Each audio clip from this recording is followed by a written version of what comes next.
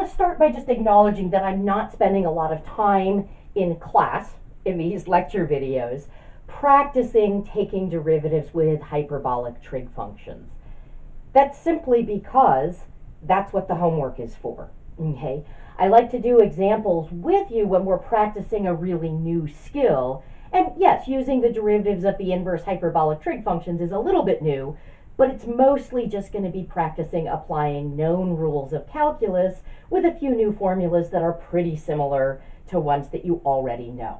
So I'm not saying that's not important, but you'll get plenty of that in the homework. What I've done up here on the board is I've drawn the graphs of the three main hyperbolic trig functions, and then the other three are just the reciprocals of these.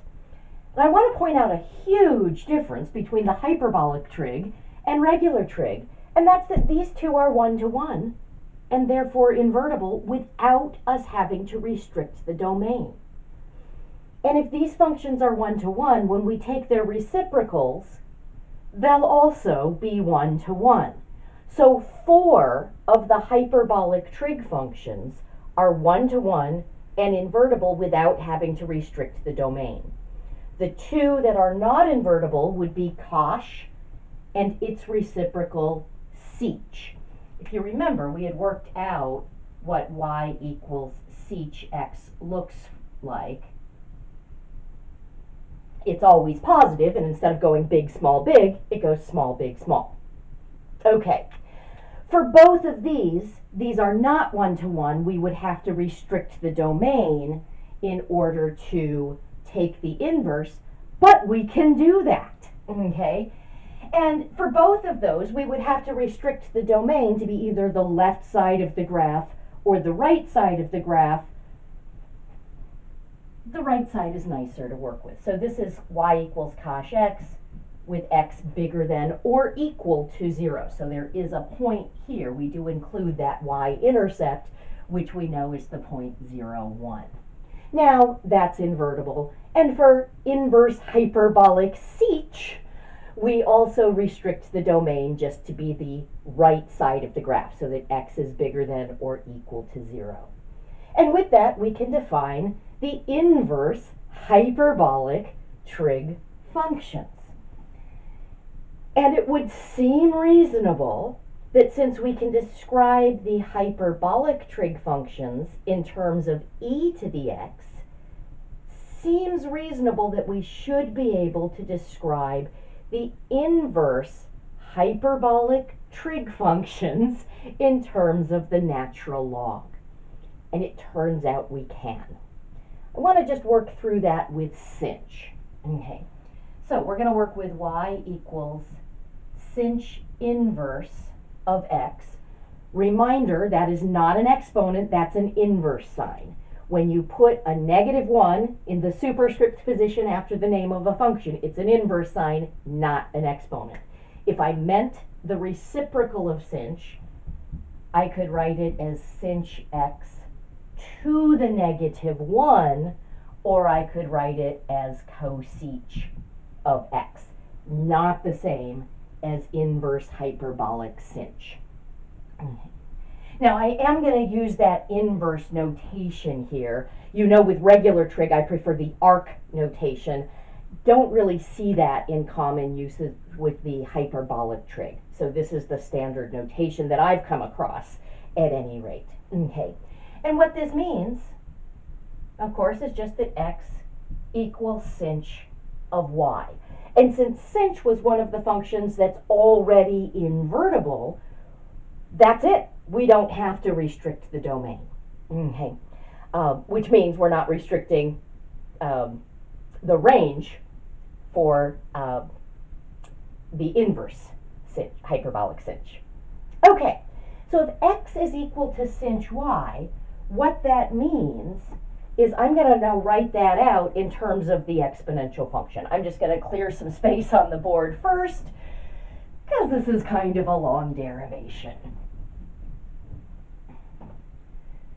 So x is going to be e to the y minus e to the negative y all over 2. And what we're going to try to do is solve for y. Now that looks kind of difficult at this point, and this is a sort of solving that I don't think you've come across something exactly like this before. It's not as bad as it looks, okay? I can see the y's are in the exponent position, so I'm going to need to take a log at some point. The problem is I have two different y's here. If I just had one e to the y, I'd isolate that and take the natural log. But I've got it in two places. So here's what we're going to do. I'm going to first of all just multiply over by the 2. So we get 2x equals e to the y minus, and I'm going to rewrite this e to the negative y as 1 over e to the y. And then what I'm going to do is I'm going to multiply both sides of this equation. Whoops, let's get a marker that writes. I'm going to multiply both sides of this equation by e to the y. Okay. I just put that in the denominator. Now I'm going to multiply by e to the y to get it out of the denominator. It's what we do in math all the time. We do something and then we undo it. All right, so I'm going to have 2x times e to the y equals, distributing here, I'm going to get e to the y squared. Now I know that simplifies to e to the 2y. I'm purposely leaving it as e to the y squared because I want to emphasize that we're squaring e to the y. We'll see why that becomes relevant in a moment. Minus just 1. Okay.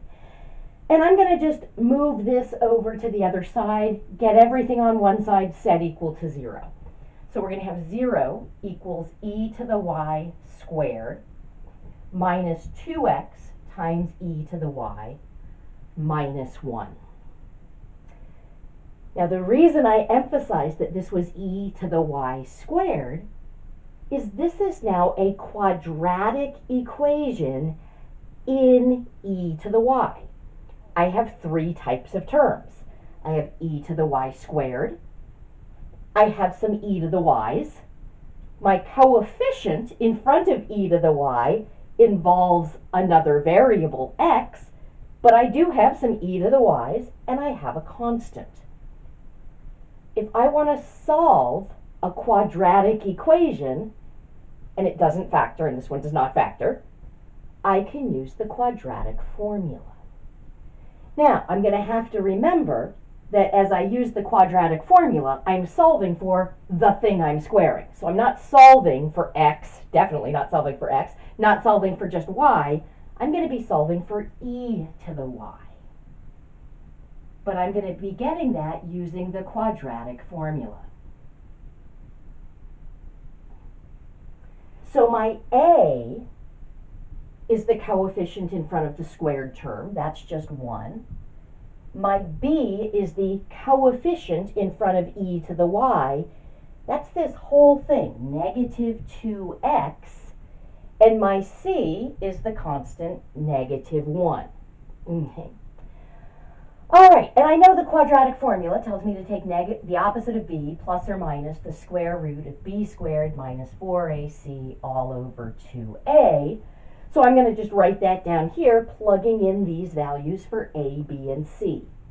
So the opposite of b will be positive 2x plus or minus, that's kind of interesting, because we said that inverse hyperbolic cinch, which is what y represents here, was a function. So there should be a unique answer.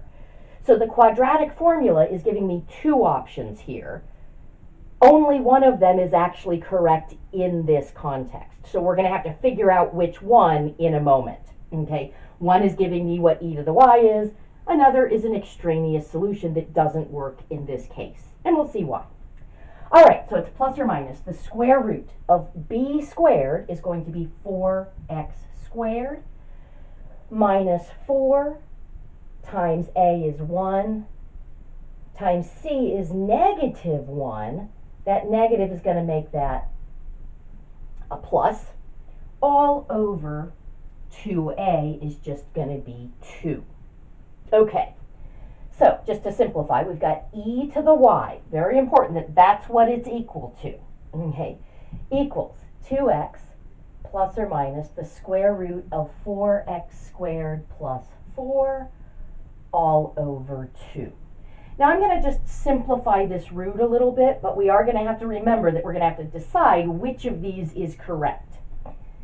E to the y is equal to 2x plus or minus, I'm going to just factor out a 4, and then it's times x squared plus 1 over 2.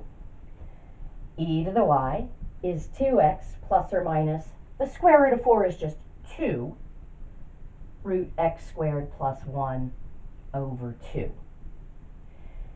Now there's a 2 in both terms on top, so I can go ahead and factor that out, and then I'll be able to cancel it with the 2 that's on the bottom.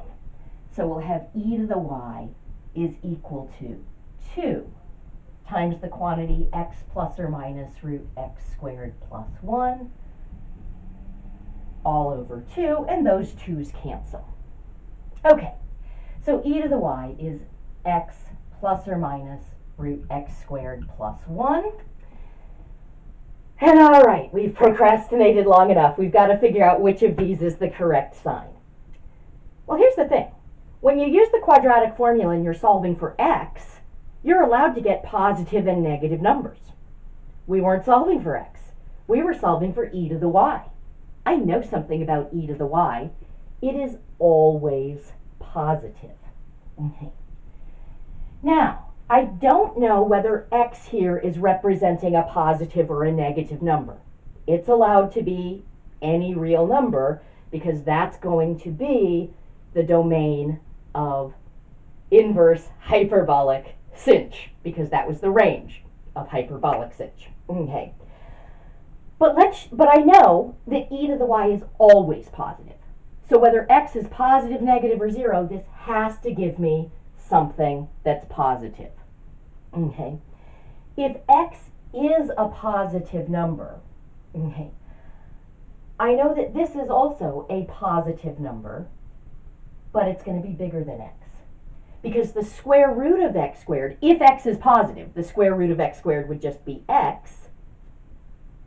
I'm taking the square root of something that's a little bit bigger. So if x is positive and I were to subtract, I'd have the smaller number minus the bigger number, I'd get something negative. If x is negative, well then subtracting something that's positive would definitely give me something that's negative. And if x was 0, this would be 0 minus 1, that would be negative. So I can see I've got to choose the positive square root, and I'm going to just justify that. That's because e to the y is bigger than 0. Now, if I were to ask you on an exam or a quiz to express inverse hyperbolic Cinch in terms of the natural log function, I'm expecting you to make that choice and explain it. Okay. It's easy to memorize that you just take the positive root, okay? But I want to see that you know why, okay? So it's because e to the y is always positive that we have to choose that positive square root. The negative square root would give us negative values. So we get e to the y is x plus root x squared plus 1. And now we can take the natural log of both sides.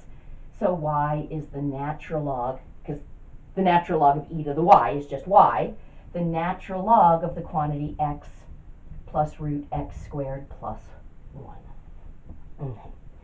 And this y was Cinch inverse of x. It's the natural log of x plus root x squared plus 1.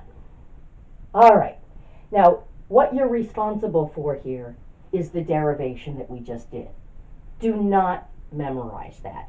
We are not going to be working with inverse hyperbolic trig often enough that it's going to be useful to have that memorized. You will never get any credit from me for having it memorized, okay? But you are responsible for being able to derive it. And we can do something similar with all 6 of the inverse hyperbolic trig functions, okay? So in the homework, you'll be deriving the formula for inverse hyperbolic tanh. The book works through this example in the text, and it's similar for all of them. I will just mention that if you work out inverse hyperbolic cosine, It's a little trickier to see. You're still choosing the positive root here, but it's a little bit trickier to see why, because for that particular formula, both the plus and the minus sign can give you positive results. It's not quite as straightforward as this one, that the negative sign would make the whole thing negative. Okay? So if you do work out inverse hyperbolic cosh, I think the simplest way to see that it should be plus is to simply take a known value. Simply say, I know what cosh of natural log of 2 is. Work that out. So therefore, I know what inverse hyperbolic cosh of that result is, and you'll see that only one of these gives you that correct result. Okay. So you should practice deriving these things, but don't spend any time trying to memorize them. We simply won't use them often enough for that to be worth your time.